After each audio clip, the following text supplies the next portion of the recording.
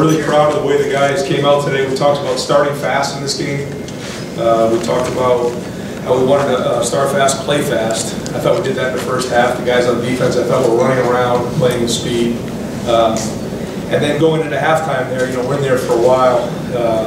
That was a long break for us. And it was just one of those same things that we talked to our team about. It was another E, which is an event that we couldn't control. So we wanted to have an outcome of winning the game and playing strong in the second half, and making the strength staff the best in the country. And so they did a great job of hydrating the guys, making sure they got off their feet. And then we had a good plan to come out in the second half, and I thought we played well in the second half as well.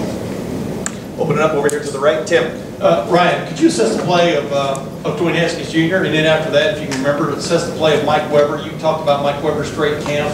It seemed to carry over. Yeah, I think really proud of the way that Mike has practiced. We've been talking about that for a while now. He's had a really good preseason. He's practiced hard. He's been taking care of the football. And so that was really good to see him play well today.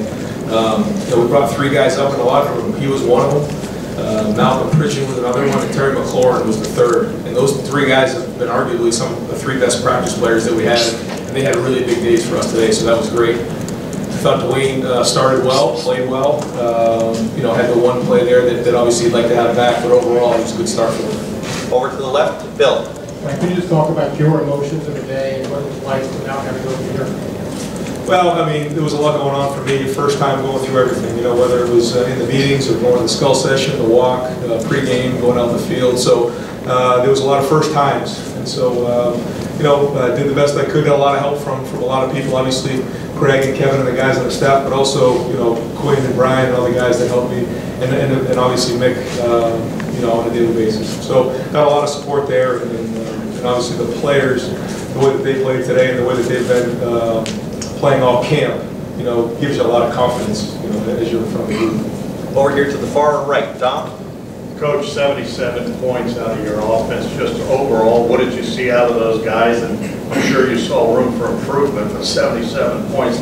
And on the other side of the ball, the defense did give up some big plays.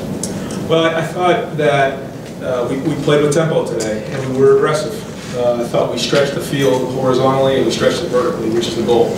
But I thought the tempo was really good. We have a lot of depth at receiver, so we're able to play multiple receivers and stay fresh, which I think you can see. Our offensive line is in tremendous shape, but we were playing at a pretty fast clip. I got to go back and look to see how fast we were playing. But we were really playing fast in that first half, which was the plan going in. So, but then we were playing efficiently too. So that was good. But a lot to learn from, and it's something to build on for sure. Defensively.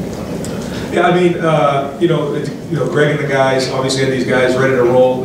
Obviously the sacks early on and creating a lot of disruption. The turnover is a huge play. Anytime you can create a turnover, that flips it. Where you go from possibly getting the ball back to 7 points for us. That turned the game. I think that went from 35 to 42, if I remember correctly. And then all of a sudden the game changes. The whole outcome of the game changes. So that was really big for us. Over to the left, Tim.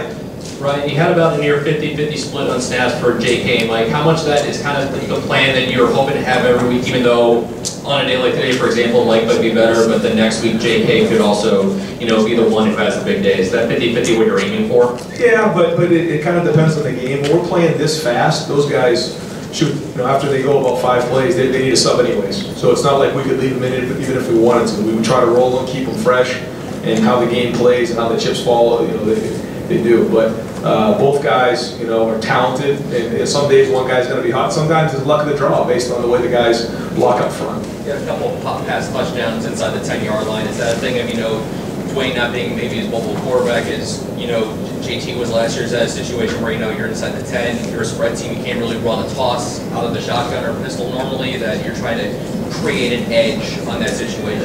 More of just what we were seeing around defense. That was just a schematic play that we came up with during the week that we thought gave us an advantage to get the ball in the perimeter. Over to the right here, Rob. Ryan over here. I think he had a handful of 3rd and short. Never ran a quarterback, which in the past few years that would have been the case. I think he only had 1 run, and it was a scramble. Consciously, did you go into that? Let's not run him as much. Let's short yardage. Let's throw. Just change things up with what we've seen in the past. Dwayne can run, and there's going to be times where he's going to need to run. But sometimes it's just kind of based on what we're seeing. In terms of what the defense has given us. So he's still a threat with his legs. He's obviously a gifted passer, and he does that really, really well. But you know, there's different ways that we can spread the field where he might possibly be reading a linebacker on one play, or there's times where he's reading a defensive lineman he will have to run. So sometimes it's based on what the defense is giving us. Over to the left, Austin. Ryan, this might sound silly, but before the game, it looked like you had some whistle problems. Were you nervous at all to go out as first time? And did you sense any nerves with Dwayne either? No, I didn't actually. The whistle, I don't know, they gave me a whistle, it didn't work, so I just sent it back and get a fresh one. So, but no, not nervous, because there was a quiet confidence about this team all along. There's a quiet confidence about a lot of guys on our team. And when you're surrounded with players and coaches that have your back and that you know you've been through some stuff with, you kind of feel good about it. And probably I had three things that I really, really enjoyed. First one was bed check last night, going around and being with each of the guys in their room. That was a really cool experience for me. The skull session and the support that we all felt going to the skull session was really awesome.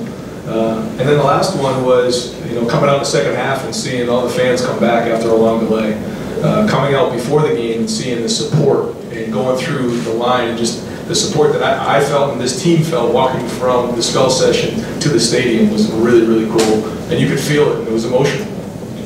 Over here to the front row right, Clay. Coach, what kind of reaction do you think you'll get from Urban on the outcome and how the game went?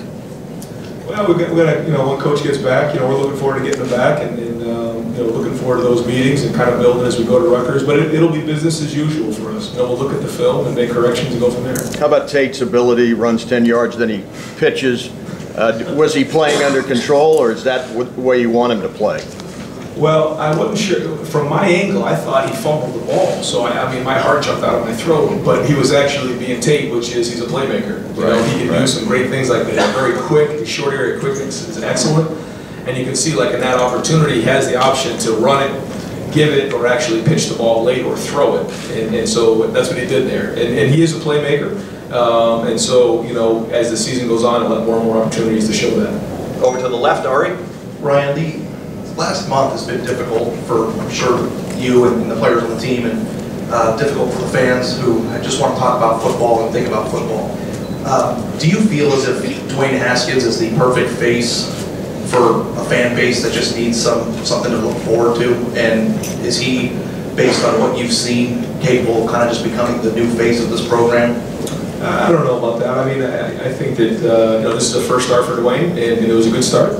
We'll be building on it as we go. I understand what you're saying, but I don't want to get too far ahead of ourselves. This is one game, and we have a long way to go. Obviously, we've seen what he was able to do with his arm, but how was he in the locker room during guys' long delay? How do you think he handled just his first real day on the job in this team? I thought he handled it well, but I think all the guys had a calmness about him again. In that locker room, Mick had him in there, and take off your shoulder pads, relax, it's going to be a little while, don't panic. But then when it was time to flip the switch, I think we went on at 2:58 was the time. Then the music went on, everybody got jacked up, and we were rolling. We went through a routine, and we were ready to go in the second half. So I thought everybody handled it well. Got time for just a couple more. Dan, over to the right. Ryan, you said earlier this week that it was Wayne's first start. He's going to make some mistakes. With that in mind, did today go about as well as you could have expected for him? Yeah. I mean, we laughed about it afterwards. He knows I'm going to be all over him for that third down throw down the red zone. But yeah, I thought it was a good start. We'll look at the film and kind of see what happened. Sometimes you have a vision of what it was like on the field, and you look at it and go from there. But again, I thought it was a good start for him. Over to the left, Bill. Ryan, I know you and Kevin both have a background in tempo offense. This seemed much faster and more consistent tempo than what we've seen.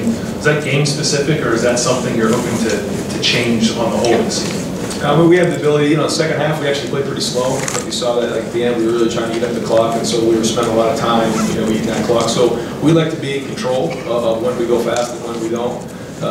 Obviously Kevin has a big hand in all of this, in his tempo and in my tempo background. We've combined, and obviously with the help of the whole offensive staff.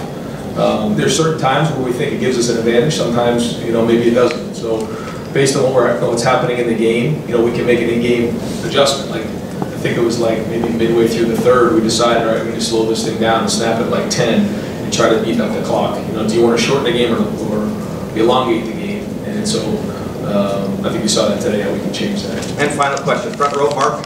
Ryan, I've got two for you. Congratulations on the win. First of all, what, if anything, did you prove to yourself today? Again, I don't think I proved anything to myself. You know, it was just one of those things where you got to jump into the pool with 2 feet and just do it. And, you know, it's like standing in the tunnel and, you know, looking up like at Ohio State and the horseshoe about to run out with the team. And I just looked over at Quinn. I'm like, we're really doing this? He said, yeah. I had a smile on my face and ran out.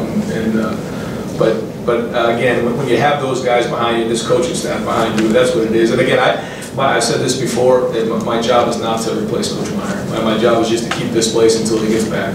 And I never wanted to replace him, just wanted to keep this thing going in the right direction. And secondly, other than the win, what was the best thing about today and what was the worst thing about today? I thought the best thing again was overcoming adversity again. You know, that we had to come in and deal with this delay. You know, that's hard when you're getting to the rhythm of a game and then all of a sudden it's stop.